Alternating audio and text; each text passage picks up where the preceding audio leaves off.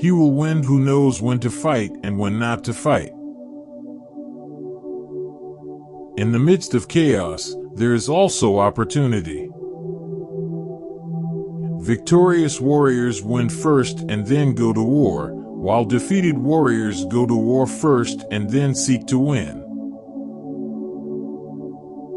If you know the enemy and know yourself, you need not fear the result of 100 battles. If you know yourself but not the enemy, for every victory gained you will also suffer a defeat. If you know neither the enemy nor yourself, you will succumb in every battle. The greatest victory is that which requires no battle. Quickness is the essence of the war.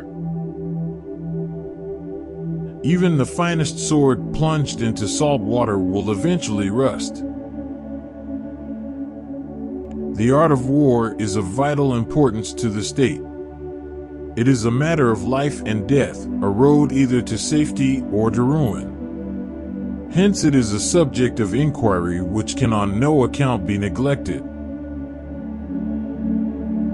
There is no instance of a nation benefiting from prolonged warfare.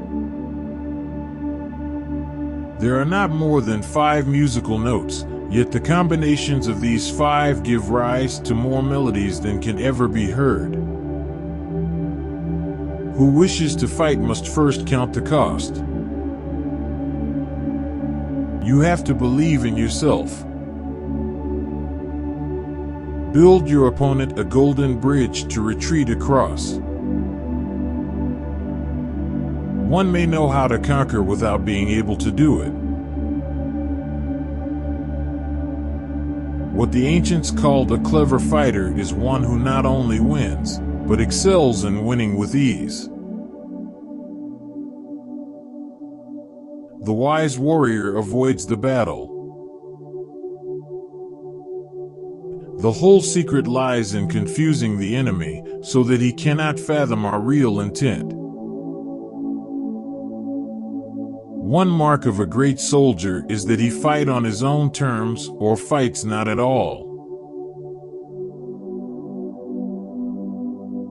If the mind is willing, the flesh could go on and on without many things. He who is prudent and lies in wait for an enemy who is not, will be victorious.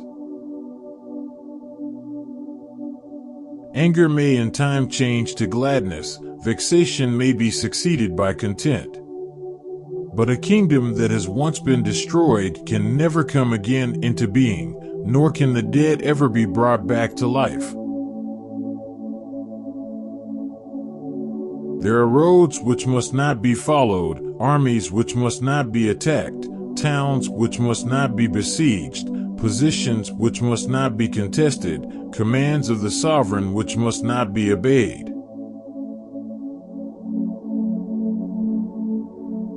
Attack is the secret of defense. Defense is the planning of an attack. Great results can be achieved with small forces. Opportunities multiply as they are seized. If quick, I survive. If not quick, I am lost. This is death.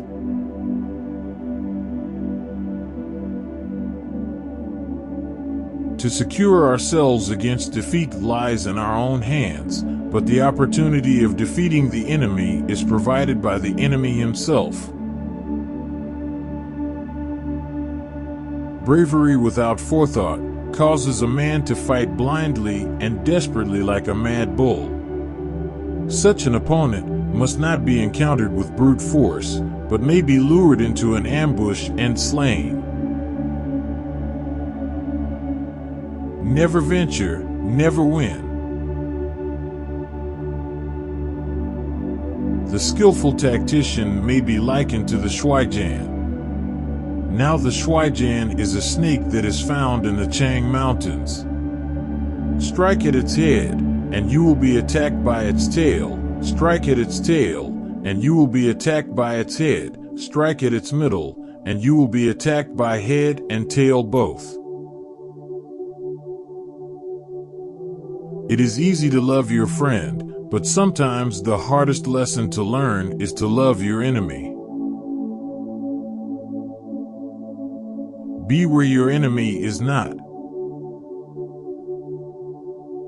Who does not know the evils of war cannot appreciate its benefits. In battle, there are not more than two methods of attack: the direct and the indirect. Yet these two in combination give rise to an endless series of maneuvers. Plan for what it is difficult while it is easy. Do what is great while it is small. The opportunity of defeating the enemy is provided by the enemy himself. Foreknowledge cannot be gotten from ghosts and spirits, cannot be had by analogy, cannot be found out by calculation. It must be obtained from people who know the conditions of the enemy. If you fight with all your might, there is a chance of life, whereas death is certain if you cling to your corner. Do not swallow bait offered by the enemy. Do not interfere with an army that is returning home. We cannot enter into alliances until we are acquainted with the designs of our neighbors.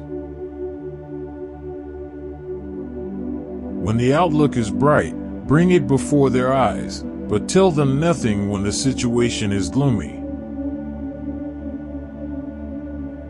The worst calamities that befall an army arise from hesitation. If there is disturbance in the camp, the general's authority is weak. Hence, that general is skillful in attack whose opponent does not know what to defend, and he is skillful in defense whose opponent does not know what to attack. Those skilled at making the enemy move do so by creating a situation to which he must conform. They entice him with something he is certain to take, and with lures of ostensible profit they await him in strength. Energy may be likened to the bending of a crossbow, decision to the releasing of a trigger. When your army has crossed the border, you should burn your boats and bridges, in order to make it clear to everybody that you have no hankering after home. There are 5 dangerous faults which may affect a general. 1. Recklessness, which leads to destruction. 2. Cowardice, which leads to capture. 3. A hasty temper, which can be provoked by insults. 4. A delicacy of honor which is sensitive to shame. 5. Over-solicitude for his men, which exposes him to worry and trouble. Rewards for good service should not be deferred a single day. Begin by seizing something which your opponent holds dear, then he will be amenable to your will. If words of command are not clear and distinct, if orders are not thoroughly understood, then the general is to blame. But if orders are clear and the soldiers nevertheless disobey, then it is the fault of their officers.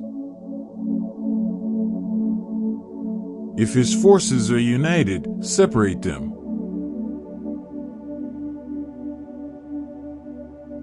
Move not unless you see an advantage. Use not your troops unless there is something to be gained. Fight not unless the position is critical.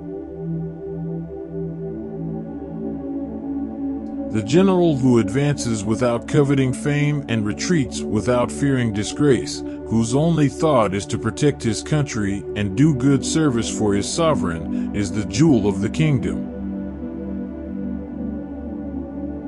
It is only the enlightened ruler and the wise general who will use the highest intelligence of the army for the purposes of spying, and thereby they achieve great results.